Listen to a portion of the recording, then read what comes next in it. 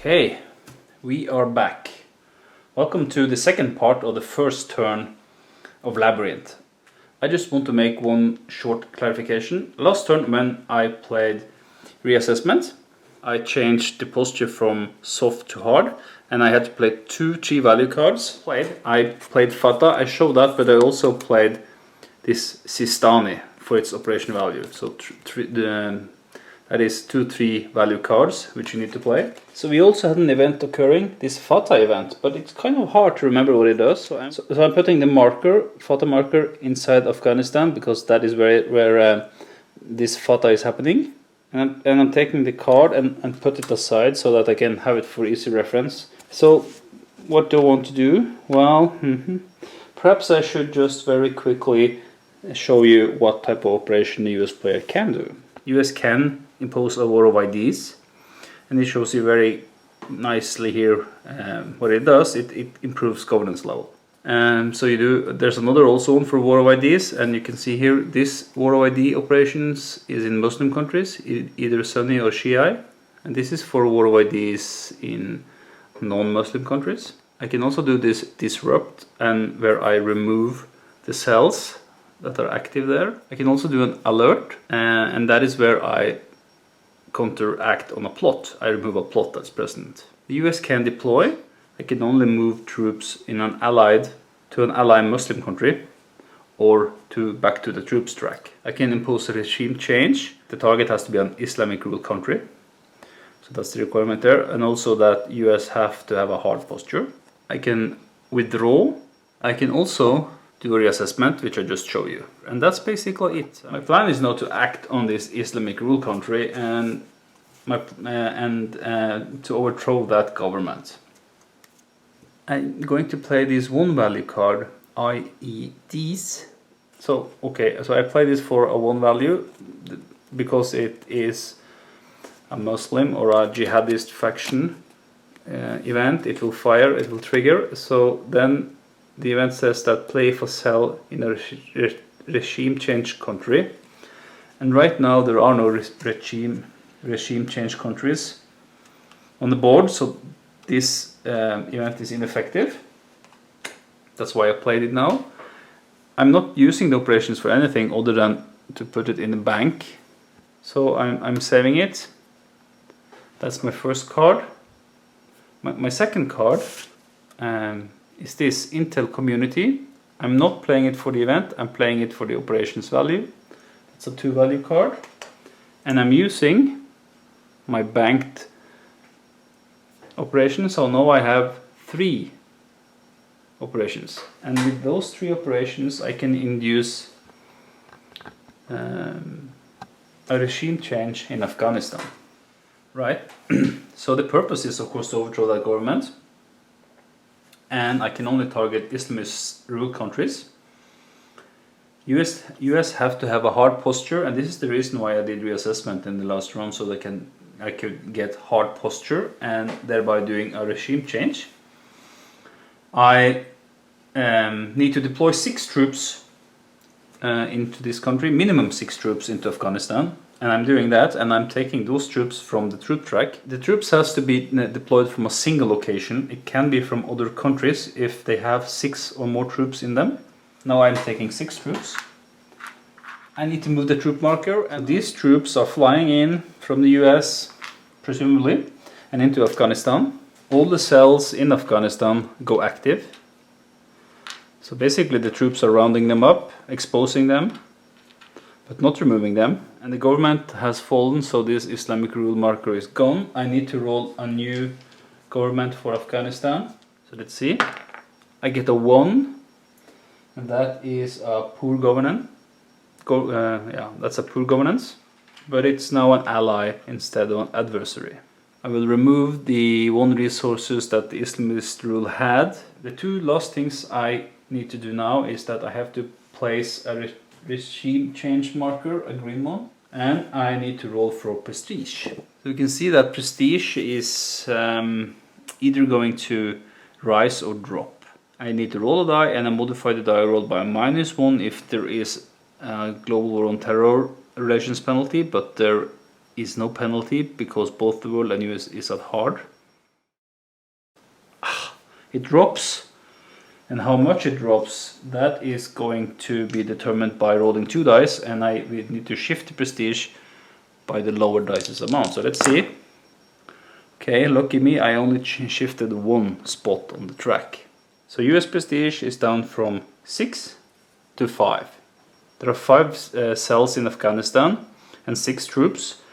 US cannot deploy troops out of Afghanistan unless there are 5 more troops than cells. So in this case they cannot deploy out of there at all. And this is because this country is under a regime change. Right now it's back to the jihadist player. Yeah, so play if a country has it says play if a country has regime change. We know that Afghanistan has that, so that was a little unfortunate, that timing. The event says that we should place 5 cells in that country, and this country is Afghanistan, and remove 1 aid. Well, there are no aid there to be removed. If there are none to be removed, we need to place a besiege regime marker, and this is quite something. They are recruiting foreign fighters in Afghanistan, so let's see what's happening. They need to get 5 cells in there. The track only has 4. It will place those 4. Afghanistan looks pretty crowded. There is a besiege regime marker also put on Afghanistan. That will help if they would like to do a major jihad there. That was a nasty event. The second card is Hezbollah. Okay, the event say it's an unassociated event, so it will be played if they are able to do it. It says that Lebanon to poor neutral. Lebanon is here, it's fair neutral, so it's reduced to poor neutral. That's not good. I need to adjust the track. And it will now check if there is a major jihad success possible. The requirement for a major jihad is that there are 5 more cells than US troops in that country. 1, 2, 3. They are lacking 2 cells in Afghanistan to make that happen. Then we will check for if there is a jihad possible in a good fair country. Turkey is a fair country with a cell. It will go active, and because there's only 1 cell, they will only get 1 dice or 1 die to roll. And if they roll a 1 or 2, Turkey is down to poor. So let's see. Now they rolled a 5, so they were unsuccessful. Turkey stays fair, and this cell has failed its mission and it's put back on the track. They still have 1 more point. Hezbollah was a 2-point card. They only used 1 roll, so that's only 1 point of jihad. So looking at the... No, it's very easy to continue in this flowchart. So jihad, we are finished with that. Should we go further on? We shouldn't. We should refer to the minor jihad box, which has, well, it has picked the country, and it says that when you have finished with all the minor jihads, you can, if there are points left, use it for radicalization. And the first point of radicalization is, as you remember, we will automatically place a cell in a random country. Which country will that be? That is, oops, Tan2 Black 3. It is actually in Eastern Europe. So the last cell which we just put on the track is coming back off, and it goes into Eastern Europe. I'm playing this event, the quartet, for the operation value. I'm going to save them. So let's go back then to the jihadist player. Let's see what he will do. Okay, it's an unassociated event. Play if Pakistan has any cell. Pakistan do have a cell. So this is playable. This will happen. It says that I will remove 1 cell from Pakistan and set it to poor ally. If Benazir Bhutto is in effect, this event is blocked. Well, Benazir Bhutto is not in effect. The cell in Pakistan is removed, and Pakistan is poor ally. Of course, because of it's an unassociated event, the jihadist player gets to use the points for either a major jihad, or after the unassociated event, major and minor jihad are ruled out. There are cells available, so they will recruit. because there are 3 cells up here on the track. So first they will try to recruit in Afghanistan because that's a regime change country, but the requirements is that troops minus cells must be greater than 5. It's really not. So remember, the requirements for recruit is that there is a cell present already, and what they would like to do now is to having rule out regime change countries. Islamist rule countries are not non-existent. Yeah. Then they will try to recruit in a non-Islamic rule country. In addition, there's a box here with recruit priorities. And within those countries that we select, we will select a besieged regime, then most cells plus troops, then highest resources, and that will lead us, inevitably it will lead us to Somalia because of the besieged regime marker. So they will recruit, and they will do it to the most extent possible within this country, so they will try to recruit twice with the 2 points the Musharraf card gave. They will recruit twice in Somalia. Right, in order to recruit successfully in Somalia, we need to roll the governance level or less, so on a 1, 2, 3, and we roll both dice simultaneously. It's important in this game that you first declare where you want to do the operations and then perform it. So you can't recruit 1 in Somalia to see if it's a success, and if it is, then recruit somewhere else. You have to declare that up front. So you will try 2 times in Somalia, and both tries are successful. That's a bummer. 2 troops, 2 cells are recruited in Somalia, and they are sleeper cells. So let's see now. The second last card is Safer Now. It's a US event. Play if no Islamist rule and no good countries have cells or plots. And this is actually the case, so this can happen. So it is actually a playable US event. Now the difference here with a playable and non-playable US event is that if the requirements are not met, then they will try to do jihads and recruit and travel. But this event is a possibility, so instead they will plot and ignore the event.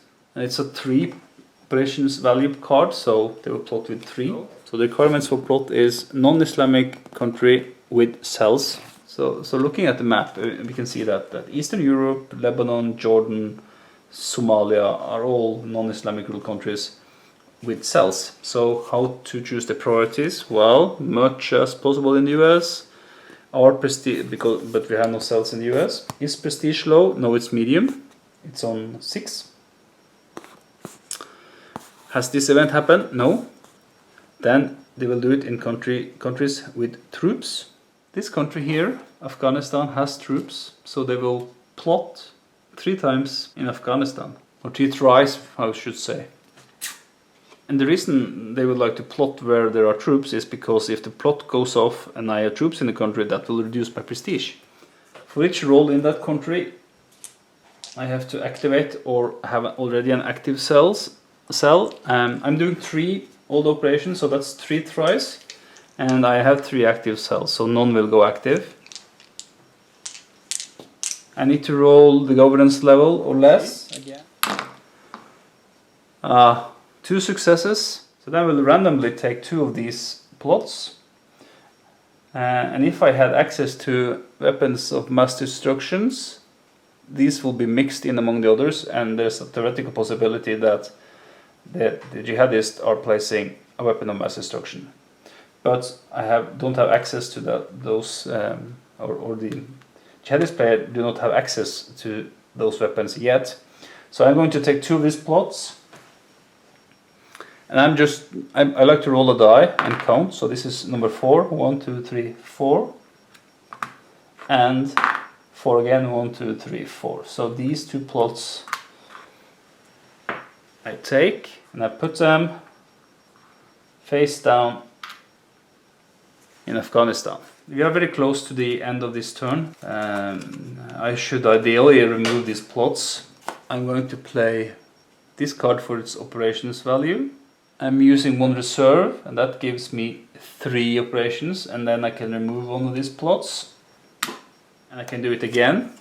I have this card, the Islamic Jihad Union. But sadly this event will happen, and it says place a cell in Central Asia and Afghanistan. But 2 operations, I will also here I will use the reserves and I remove the second plot. Now I need to do the event, but there is only 1 cell available on the track. So now I need to decide where to place that. I'm a little bit unsure on how to do that. I'll try to look in the rules, but it doesn't quite clearly say. So it does say that if I am to place something by event, I should do it random among possibilities. So I'm going to roll a die. On a 1 to 3 it's Central Asia, on a 4 to 6 it's Afghanistan, and I'm hoping this is acceptable. So let's see, it is Afghanistan. Now it's back to the Jihadist player. He just have this card left, and it's let's roll. It's play if there is a plot in an ally or good country. So this is not playable. Okay, so then we will do this. It's a not playable or major jihad first. I don't have that many cells, that I have 5 more than the other one. Almost in Somalia. I have 4 in Somalia, or the Jihadist player has 4 in Somalia. Almost possible there, but not so. Also Afghanistan, 1, 2, 3, 4, 5, 6, 7, 8. That's not 5 more than 6. So no, and there is not any good or fair countries where I have cells, so I cannot do a jihad. And there are not cells available, so we will use the operations for travel. So that's 2 travel. And you may ask, should I travel now with as many cells as possible into a country? Well, no, because the travel says that 2, and I try to determine where to travel to, and with 1 cell each, so only 1 cell each. First, non-Islamic rule countries with a besieged regime, then regime change, then aid. So 1 cell per box. Besieged regime first. Both Afghanistan and Somalia has a regime change marker. So there are multiple possibilities, but there are a priority here. It says that always try to reach Pakistan if Pakistan is one of the options, then the one with the highest resources. And they both have 1, so I can't determine that. I will have to roll a die to determine randomly. 1 to 3 Afghanistan. No. Travel to Somalia. Then the second category says that we will travel to a poor country where major jihad is possible with +2 cells. So we have 2 cells in surplus there. If we have 2 more, we have 4. So major jihad is not possible here if we have 2 more cells, but it is in Somalia. So both travels would be to Somalia. So where from? Well, having ruled out Islamic rule countries because we have none. Regime change countries where we have more with more than 5 cells. So actually from Afghanistan. They will travel from Afghanistan, and they will travel with a exposed cell, because that will be unexposed if they are successful. So the way I see this is that they will travel with 2 cells from Afghanistan, 2 active cells into Somalia. Well, the rule here says that we should separately select the origin for each destination. So that's separately. So the first one going through the flowchart end up with Afghanistan, and the same will happen if I do it again. Yeah, so that's it. They will try to go to Somalia. Let's see if they're successful. They need to beat a 3 or less than a 3. No, both were unsuccessful. So they go back to the track. That's the last card.